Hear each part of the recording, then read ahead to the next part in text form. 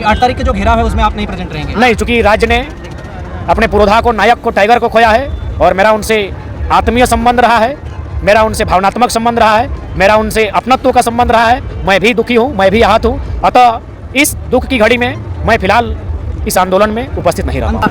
लिए है और एक टाइगर यहाँ पर। जी बिल्कुल, बहुत ही मैंने आहत है हम लोग भी। और सुबह जब ही सूचना मिली कुछ पल के लिए स्तब्ध रह गए, क्योंकि जगन्नाथ महतो हमारे आदर्श स्वरूप थे, हमारे अभिभावक स्वरूप थे। और हमने मीडिया के सामने भी हमेशा स्वीकारा है कि 2019 का चुनाव रहे चाहे जो भी रहे, उनके साथ हम रहे हैं। हम भले लोगों ने हमें कई बार आरोप भी लगाया कि नहीं आप सरकार के ही व्यक्ति है, लेकिन उसके बावजूद हमने जो सच्चाई उसको स्वीकारा है कि जगन्नाथ महतो, उनको हमेशा हमने दिल में स्थान दिया है। और आज आधुनिक युग में जहाँ युवा मैंने रोमांटिक सॉन्ग को अपने कलर ट्यून में रखते हैं, मुझे याद है जब मैं एमए में जाता था तो मेरे कलर ट्यून बजता था, आपका नेता कैसा हो, टाइगर जगन्नाथ महतो जैसा हो। जब हमारे साथी सुनते थे तो थोड़ा आश्चर्य करते थे कि एमए में पढ़ने वाला लड़का आज भी गाँव की माटी से जुड़ा है। ऊपर से चूँकि एमए में मेरे जितने साथी थे सब मैक्सिमम बिहार और बंगाल के साथी थे, तो उस परिस्थिति में मैंने मेरा जो कलर ट्यून बजता था वो जगन्नाथ महतो के नाम पर बजता था। आज उनके जाने से निश्चय ही बहुत दुखी हूँ, बहुत ज़्यादा दुखी हूँ। और आज एक ऐसी क्षति हुई है, एक ऐसा नुकसान हुआ है जिसकी शायद भरपाई नहीं हो सकती। वास्तव में अगर कोई टाइगर था इस राज्य में तो टाइगर जगन्नाथ महतो थे। रामगढ़ में आपने वॉकओवर दे दिया, क्या लगता है डुगरी में आप आगे आएंगे चुनाव के लिए? देखिए, हम स्पष्ट करना चाहेंगे इस विषय पर बात नहीं करेंगे, क्योंकि हम लोग अभी बहुत दुखी हैं और दुखी अवस्था में हम शोक हैं और हम भी शोकाकुल हैं। तो इसलिए मैं चाहूँगा इस पर कभी भविष्य में बात होगी। आज कभी मन हाथ है, आज की सभा भी मैंने जैसे तैसे किया है। अगर ये सभा 2 दिन पूर्व होती तो शायद इस सभा को आज हम संबोधन करने भी नहीं आते, लेकिन चूंकि हम आ चुके थे, रात को ही हम आए थे, इसलिए सभा को संबोधन भी किए। नहीं तो आज जो क्षति हुई है उसकी कोई भरपाई नहीं हो सकती है। अतः मैं आज यही चाहूँगा, आज मीडिया बंधुओं के माध्यम से यही चाहूँगा कि आज अगर कुछ हो, आज अगर हमारे मुख से भी कुछ निकले तो उस पुरोधा के लिए निकले जिसने सदन से सड़क तर झारखंड के मुद्दों पर आंदोलन किया है, झारखंड के लोगों के लिए एक उम्मीद बना है। करोड़ों उम्मीद आज कहीं ना कहीं कुछ पल के लिए सही धूमिल हो गई। फिर भी उनके लिए हम लोग नमन बंदन करते हुए उस युग के नायक को अंतिम विदाई देना चाहेंगे। कुर्मी समाज के लोग जनजातीय समुदाय की श्रेणी में आने के लिए लगातार संघर्ष कर रहे हैं, सड़कों पे आ रहे हैं, सदन में भी आवाज़ उठ रहा है। जयराम महतो का कितना समर्थन प्राप्त है इसमें? देखिए, अब जब आंदोलन हुआ था तो हम लोग झारखंड के मुद्दों पर घर से बाहर निकले हैं और हमारा जो प्राथमिकता रहेगा वो झारखंड का मुद्दा ही रहेगा। जहाँ तक अपना समुदाय विशेष, हमारे अपने व्यक्तिगत समुदाय का आंदोलन का बात है तो हमारे जन्म से पूर्व से चल रहा है। जब मेरा जन्म नहीं हुआ था उससे पूर्व से वो आंदोलन चल रहा है। उनका अपना मांग है, तर्क है और उसके आधार से किसी को भी भारत के संविधान 342 अनुच्छेद के अनुसार अपने मांगों को रखने का अधिकार है। अतः क्राइटेरिया को फुलफिल होना ना होना ये संवैधानिक विषय है। संविधान की मांग इस राज्य में, इस देश में कोई भी व्यक्ति कर सकता है। चर्चा चौक चौराहों में हो रही है कि जयराम महतो का काफिला आगे बढ़ते जा रहा है, काफिला बड़ा हो रहा है, लाव लश्कर भी बढ़ रहा है। मैनेजिंग कहाँ से हो रहा है सर? मैं चाहूँगा आप लोग काफ़ी देर से यहाँ सुने, आप लोग एकत्रित रहें, तो जो लोग हमारे लाव लश्कर में आए हैं उनसे ये सवाल किया जाए कि आप लोग कहाँ से आए हैं। मैं आपको स्पष्ट करना चाहूँगा, जब हम घर से निकलते हैं तो हम अकेले ही आते हैं, लेकिन जिस क्षेत्र में जाते हैं तो वहाँ जो भी साथी उपस्थित हैं उनका अगर साधन संसाधन है तो हमारे साथ चले हो आते हैं, जुड़ के आते हैं। बाकी हम घर भी जाएंगे। अभी आप चाहें तो आप हमको रांची की सीमा तक फॉलो कर सकते हैं, हम लोग झालदा होकर निकलेंगे, आप वहाँ तक देखिएगा, उसके बाद वहाँ तक साथी जाएंगे छोड़ने, उसके बाद फिर हम लोग अकेले एक ही गाड़ी में जाएंगे। जयराम महतो हमेशा ब्यूरोक्रेट्स की बात करता है, उनकी पोल खोलने की बात करता है। आज जयराम महतो राजनेता की बात करते हुए ये कहता है कि विदेशों से कनेक्शन है। कब ये खुलासा करेंगे आप? देखिए, इसके लिए हम लोग डाटा तैयार कर रहे हैं, क्योंकि हम लोग जो बातें सुनी हैं, जिन बातों का हमने अध्ययन किया है उसमें सच्चाई है और उसकी पुष्टि भी हुई है। जो लोग हैं उन राजनेता हैं उनके जो इर्द गिर्द हैं उनके माध्यम से सूचना हमें सुपुर्द की गई है। जब हम लोग के पास सारा डिटेल्स आ जाएगा, क्योंकि हमारे बहुत सारे साथी विदेशों में नौकरियों के लिए गए हैं, जानकारियाँ डाटा कलेक्ट किया जा रहा है, जिस दिन आएगा हम लोग मीडिया बंधुओं के सामने निश्चय ही संबोधन को रखेंगे। आज 5 परगना की धरती में आपका एक अच्छा सभा हुआ, लोग आराम से सुने, काफ़ी देर आपने भाषण दिया और लोगों को सम्मोहित किया। क्या कहना चाहेंगे 5 परगना की धरती की? 5 परगना की माटी ऐतिहासिक माटी है। इस माटी ने बहुत आंदोलन देखा है। बिरसा मुंडा के आंदोलन को भी बहुत करीब से देखा है, बोली महतो के आंदोलन को भी करीब से देखा है, बगल में रघुनाथ महतो के आंदोलन को भी इस माटी ने करीब में देखा है। मुंडा आंदोलन रहो, भूमिज आंदोलन रहो, कोल आंदोलन रहो, चुहाड़ आंदोलन रहो, सभी आंदोलनों को इस माटी ने बहुत करीब से देखा है।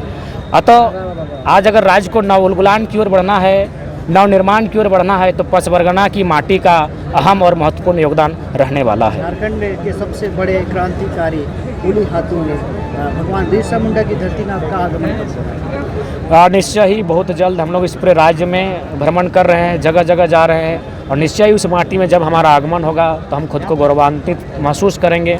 धरती आबा की माटी होगी, हम भावुक रहेंगे।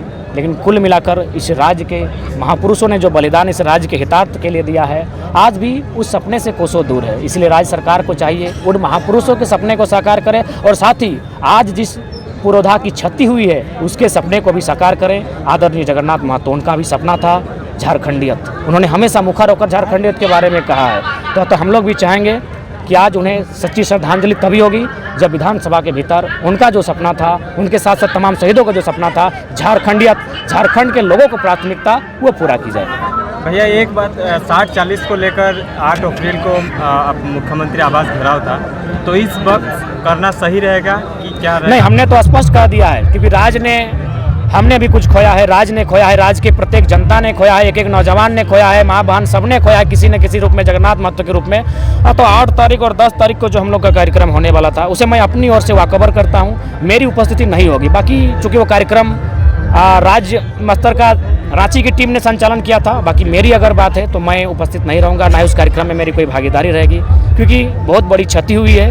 हमारी लड़ाई सरकार से वैचारिक है, लेकिन सरकार ने भी खोया है, राज्य ने खोया है, मैंने भी खोया है, सबने खोया है। अतः फिलहाल हम लोग शोक की अवस्था में हैं, आहत हैं, दुखी हैं। ऐसी परिस्थिति में जो दोनों कार्यक्रम थे, उसके अलावा पिछले जो सप्ताह भर का हमारा कार्यक्रम रहेगा स्थगित करते हैं। झारखंड के गांव के लोग अभी भी कंफ्यूज हैं कि 2024 में किसको मुख्यमंत्री का वोट दिया जाएगा। देखिए, हम लोग चाहते हैं कि एक चेहरे को मुख्यमंत्री के रूप में ना चुना जाए, एक विचार को, और वो विचार हिम्मत से हो, मेहनत। क्योंकि आज जो राज्य की भले चूँकि हमारे लोग छात्रों के बीच नौकरियां सामने आती है इसलिए उनको लगता है कि उनकी नौकरियों को बाहर के लोग ले जा रही है, तो विषय है ही, लेकिन उससे महत्वपूर्ण मुद्दा है हमारी ज़मीनों का।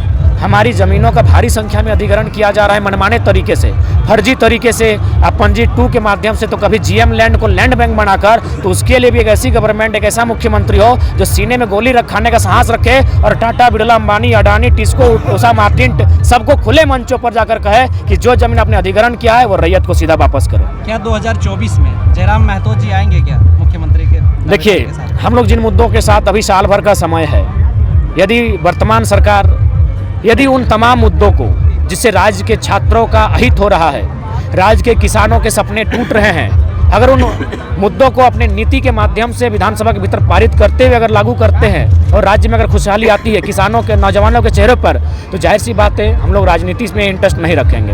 लेकिन अगर ऐसा कुछ नहीं होता है तो एक राज्य का बेटा होने के नाते, पढ़ा लिखा हुआ छात्र होने के नाते और लोगों का ये मैंने समर्थन होने के नाते हम लोग को पॉलिटिकल रिफॉर्म के बारे में सोचने के लिए विवश होना पड़ेगा। अगर हम लोग ऐसा करते हैं तो इसके लिए राज्य के राजनेता, नाकामे राजनेता दोषी होंगे जो छात्रों को राजनीति में आने के लिए बाध्य करेंगे। 23 तारीख को जो विधानसभा घेराव हुआ था, उस घेराव के दौरान क्या आपके ऊपर लाठी बरसा था क्या?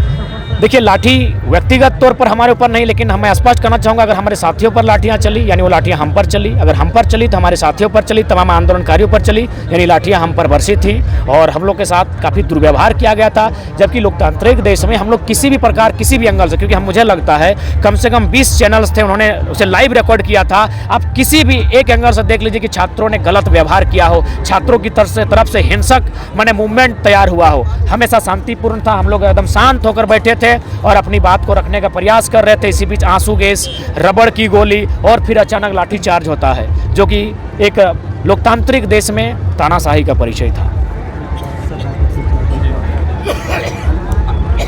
8 तारीख के जो घेराव है उसमें आप नहीं प्रेजेंट रहेंगे? नहीं, चूंकि राज्य ने अपने पुरोधा को, नायक को, टाइगर को खोया है और मेरा उनसे आत्मीय संबंध रहा है, मेरा उनसे भावनात्मक संबंध रहा है, मेरा उनसे अपनत्व का संबंध रहा है। मैं भी दुखी हूँ, मैं भी आहत हूँ। अतः इस दुख की घड़ी में मैं फिलहाल इस आंदोलन में उपस्थित नहीं रहा। अंतिम में झारखंड वासियों के लिए क्या कहना चाहेंगे? झारखंड वासियों के लिए यही कहना चाहेंगे कि झारखंड झारखंडियों का बना है, लेकिन आज हमारे नियोजन को भी बेचा जा रहा है, हमारी नौकरियों को बेचा जा रहा है, हमारे खेत खलिहानों को बेचा जा रहा है, हमारी भाषा संस्कृति का तौहीन किया जा रहा है। अंग्रेजी, हिंदी, संस्कृत, उर्दू को यहाँ का लोकल लैंग्वेज क्षेत्रीय भाषा के रूप में परिभाषित किया जा रहा है, जो कि कतई मैंने किसी भी दृष्टिकोण से नैतिकता के आधार पर भी उचित नहीं है। उन भाषाओं का हम सम्मान करते हैं, लेकिन क्षेत्रीय भाषा यानी एक विशेष क्षेत्र में बोली जाती है। इससे क्या होगा, यहाँ की भाषा संस्कृति समाप्त हो जाएगी। और बड़े बड़े विद्वानों ने कहा है कि किसी इंसान को ख़त्म करना है तो लाठी डंडे से ना ख़त्म किया जाए, उसकी भाषा, संस्कृति, साहित्य को ख़त्म कीजिए, वो इंसान ख़त्म हो जाएगा। चलिए, बहुत बहुत धन्यवाद। आप सभी का धन्यवाद। आप